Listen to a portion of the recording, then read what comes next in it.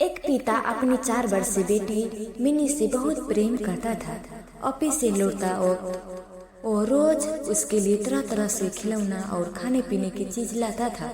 बेटी भी अपने पिता से बहुत लगाव रखती थी और हमेशा अपनी तोतली आवाज में पापा पापा कहकर पुकार करती थी। दिन अच्छे बीत रहे थे कि अचानक एक दिन मिनी को बहुत तेज बुखार हुआ। सभी घबरा गए। वो दौड़ते भागे डॉक्टर के पास पर वहां ले जाते मिनी की मृत्यु हो गई। परिवार पे तो मानो पहाड़ ही टूट पड़ा और पिता की हालत में मृत्यु व्यक्ति के समान हो गई। मिनी के जाने के हफ्ते बाद भी वो न किसी से बोलते न बात करते, बस रोते ही रोते। यहाँ तक कि उन्हें ऑफिस जाना भी छोड़ दिया और घर से निकलना भी बंद कर दिया। आस पड़ोस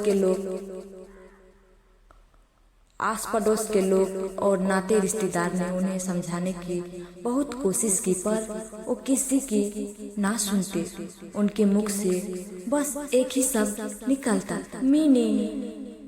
एक दिन ऐसे ही मिनी के बारे में सोचता उनकी आंख लग गई और उन्हें एक स्वरूप आया।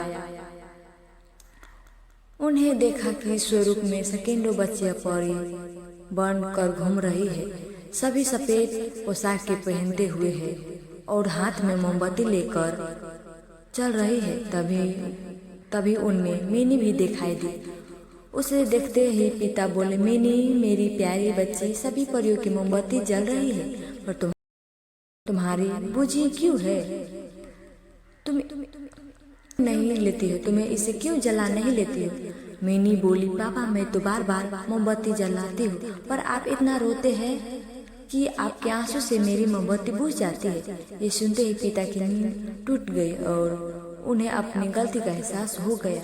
वो समझ गए कि उनके इस तरह दुखी रहने से उनकी बेटी भी खुश नहीं रह सकती है और वो पुण्य सामान्य जीवन की तरह बढ़ने लगी। मित्रों के किसी गरीब के जाने का गम शब्दों से बयान नहीं किया जा सकता, और कहीं ना कहीं हमें अपने आप को मजबूत करना होता है और अपनी जिम्मेदारियों को निभाना होता है, और शायद ऐसा करना ही मरने वाले के आत्मा को शांति देता है।